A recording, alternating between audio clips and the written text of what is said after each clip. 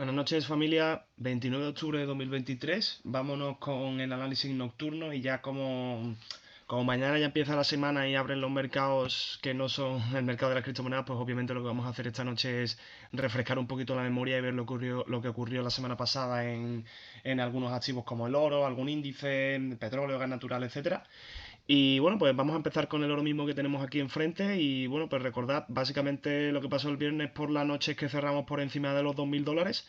Y lo que hicimos a lo largo de toda la semana, desde que inició el 23, pues es acabar en positivo, cerró la semana en positivo. Más o menos por aquí mismo, que tendría que ampliar un poquillo, pero vamos, más o menos lo que hizo fue subir en total un 1,5%. Sigue sin retroceder, como llevo diciendo desde prácticamente el primer vídeo que grabé en el canal y que hablamos del oro, porque justo ya cuando empecé a hacer vídeos estábamos, pues estábamos prácticamente por aquí arriba, así que tampoco ha cambiado demasiado, pero todavía no he corregido absolutamente nada de la subida que tuvo a partir del lunes 9 de octubre cuando pasó el fin de semana donde estalló el conflicto.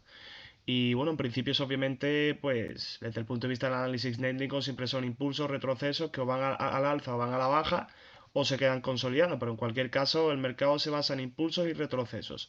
Y en este caso vemos muchos impulsos, los retrocesos son mínimos y obviamente ya no iba a decir en gráfico de 4 horas o en gráfico diario, sino también obviamente en gráfico de 1 hora. En algún punto tenemos que empezar a ver retrocesos para empezar a recuperar liquidez y volver a zonas donde el precio tarde o temprano tiene que volver, ¿no? Por ahora no ha pasado.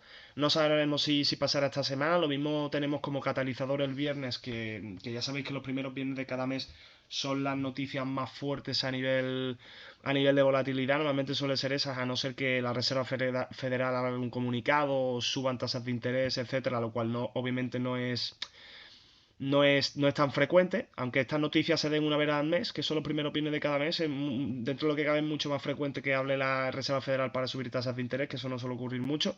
Pero bueno, al margen de eso, si no, pues en algún momento, tarde o temprano, familia tiene que acabar retrocediendo. Lo que no sabemos es cuándo, y lo que no sabemos es si se retrocederá a partir de aquí directamente hacia abajo o si por el contrario empezará a buscar zonas más altas, se acercará a máximos históricos. Lo mismo no vemos un retroceso hasta que no rompa máximos históricos si es que lo rompe, porque en realidad tampoco quedaría tanto. Total, después de esta subida que ha tenido tan grande, ¿quién nos dice que, por ejemplo, no puede retroceder un poquillo hasta aquí y seguir subiendo? Lo cual no sería un retroceso tan orgánico y tarde o temprano veríamos un retroceso más fuerte, ¿no?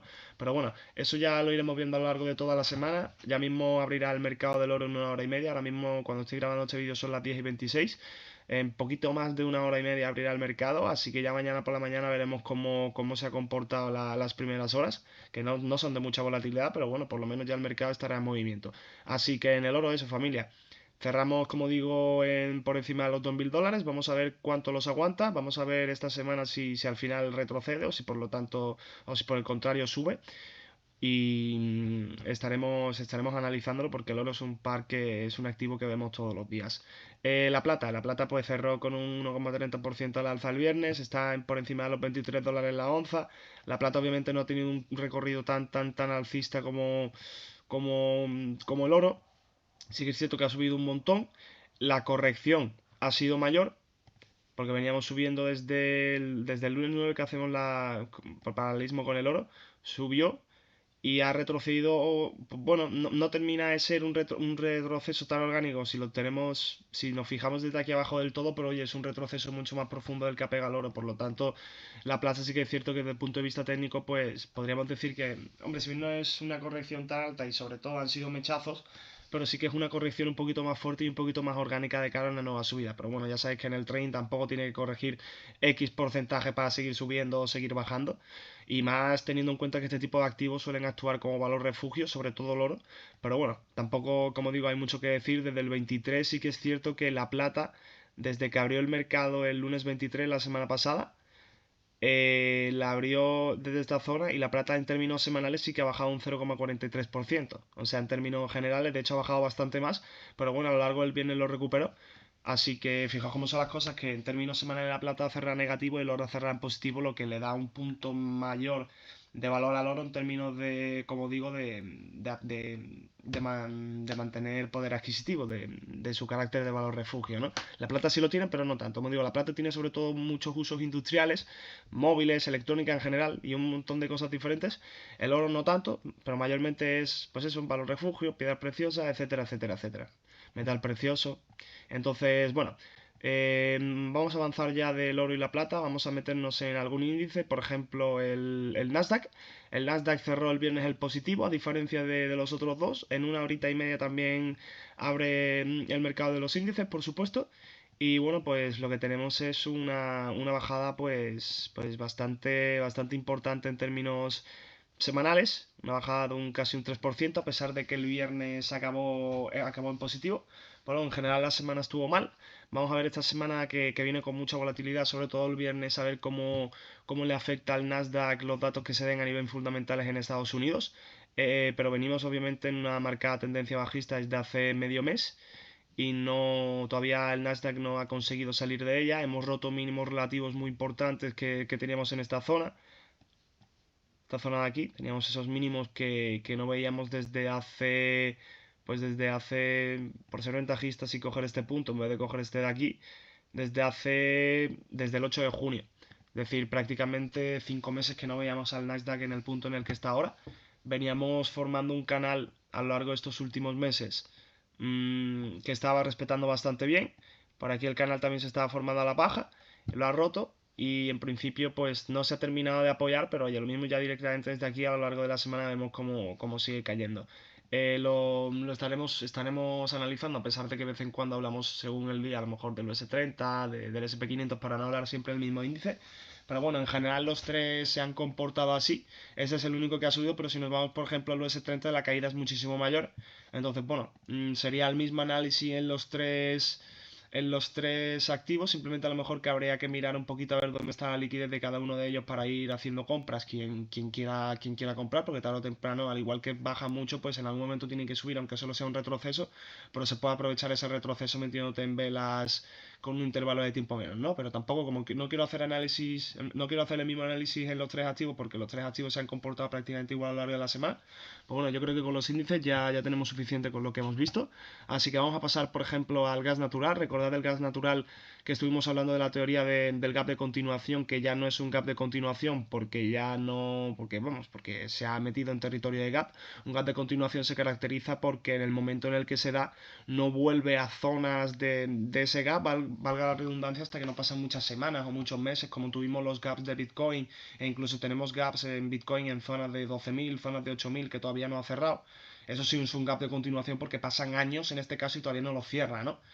Pero bueno, en cualquier caso ya digo que se invalidaría, pero eso no quiere decir que vaya a recuperarlo por completo. Yo pienso que sí, pero igualmente el mercado se puede, ahora cuando abra dentro de una hora y media, directamente a lo mejor puede consolidar por aquí, directamente seguir subiendo y no se nos termina de rellenar el gap de continuación. Pero bueno, como digo, teniendo en cuenta que el invierno se acerca y esto seguramente vaya a subir porque es lo que suele pasar.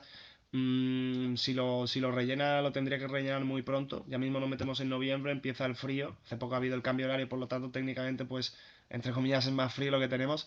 Más cuando empiecen a bajar las temperaturas, lluvias, tal, y empecemos a utilizar la calefacción y otro montón de cosas. Los negocios también lo utilizarán. Obviamente, todo eso va a hacer que el gas natural suba. Así que si lo rellena, pues yo pienso que tendría que ser relativamente pronto. Vamos, esta semana si no lo rellena ya hay que ver. Sí, sí, sí, se da la posibilidad de que no lo rellenen en un tiempo. Pero bueno, en cualquier caso ya os digo que ese era el contexto. En términos semanales veníamos bajando. mm, en realidad bajamos prácticamente el primer día porque del martes empezó a subir hasta que encontramos este gap en la apertura del viernes y desde entonces, pues bueno, ha bajado un poquito, pero en general obviamente el viernes subió un total de un 8,37%. Vamos a ver lo que hace esta semana, si termina de romper el canal dinámico alcista que tenemos aquí marcado, si por el contrario acaba rellenando el gap, vemos zonas más bajas. Puede ocurrir también la misma semana que rellene el gap, veamos zonas más bajas y luego rompa, ¿eh? Que fijaos cómo se puede comportar. No suele ser movimientos tan extremos en el gas natural, esto es la excepción de la regla, pero bueno, todo puede pasar en el mundo del trading, eso ya lo sabéis bien. Entonces, yo creo que por el gas natural hemos terminado. Mañana veremos el petróleo ya cuando abra el mercado, porque quiero tocar un poquito también Forex, sobre todo el eurodólar, que el eurodólar va a abrir ya mismo en media hora. Y con esto vamos a terminar el análisis breve de esta noche, que yo creo que ya llevamos prácticamente 10 minutitos. Y bueno, el eurodólar cerró como estuvimos viendo el último día. Bueno, técnicamente el eurodólar ahora está abierto, es verdad, se me había olvidado el tema del cambio horario. Por lo tanto, disculpad que os he dicho que el resto de mercados abrían en una hora y media, no abren en una hora y media, no abren a las 12, abren a las 11, porque ya os digo que tuvimos el cambio de hora ayer y la verdad es que se me había olvidado. Así que ya tenemos el euro dólar abierto. Mira, eso está bien porque cuando hagamos los análisis de por la noche, si tocamos el euro dólar, ya es otro día. Y bueno, pues si algún día me retraso un poquillo en el análisis y lo hago a las 11 o lo que sea, pues por lo menos el mercado ya está abierto. Entonces, bueno, el cambio de hora me viene bien. Pero lo he dicho, familia, disculpad que os había dicho que habría a las 11 cuando no, habrá a las 11. Y en este caso el euro dólar es que directamente ya está abierto. Dicho esto, tuvimos a lo largo de la semana pasada, en términos generales, una caída. Hemos terminado la semana, ha cerrado con una barra bajista, concretamente de un 0,30%. Si bien es cierto que el lunes subimos un montón, el martes lo perdimos todo, hasta el jueves más o menos que estuvimos cayendo, desde el máximo relativo semanal de la semana pasada, por supuesto, hasta el mínimo relativo cayó un 1,62%, pero bueno, en realidad no cayó tanto, como digo, cayó un 0,3%. Vamos a ver lo que pasa esta semana, que obviamente, pues ya os digo, las noticias fundamentales del viernes pues van a hacer que se mueva mucho el euro dólar, vamos a ver en qué sentido. Bueno, pues respecto esta semana, ¿cuáles son las sensaciones? Yo honestamente pienso que esta semana subirá en la medida en que no rompamos este canal que tenemos en gráfico de una hora. Y bueno, pues con vistas a ver si sigue dentro de lo que es para mí un movimiento bajista. Esto sería lo que tenemos aquí, pues un retroceso, en mi opinión, para seguir bajando. La verdad, las cosas como son, ojalá que no, como digo, pero eso es lo que veo. Y bueno, pues la semana seguiremos subiendo a la medida en la que no rompamos el banderín alcista. Los banderines alcistas ya sabéis que normalmente son tres toques de ping-pong. Aquí tenemos uno, dos, tres. Normalmente para que sea un banderín perfecto, como mínimo tendríamos que tener un tercero por aquí. Por eso, además que coincidiría con el tema de un retroceso un poquito mayor, que ya esto sería zonas de 0,38 de Fibonacci y cosas así, que es una zona, pues ya a partir de ahí son las zonas de Fibonacci adecuadas para empezar a buscar, en ese caso, ventas, ¿no? Pero como digo, yo me esperaría en la medida en la que no rompa el canal, el soporte dinámico que tenemos marcado aquí. Yo me esperaría que a lo largo de la semana el euro dólar se va a comportar de una forma positiva en el sentido en términos alcistas, lo cual nos viene bien estando en Europa. Y a partir de ahí, pues ya os digo, a no ser que se rompa esto, pues yo es el análisis que yo vería en el euro dólar. En cualquier caso, como hacemos un par de vídeos al día, aunque no veamos el euro dólar en todos los análisis, pero bueno, siempre se puede hacer un repasillo para ver qué es lo que está pasando. Dejaremos aquí marcado el canal, vamos a ver cómo se comporta a lo largo de esta semana. Es un canal de 4 horas, o sea, estamos en gráfico de 4 horas, es decir, este canal puede durar, pues iba a decir un día, una semana, 2 semanas, 3 semanas, no sabemos cuánto tiempo puede durar. Lo mismo se tira consolidando aquí un mes entero dentro de este canal.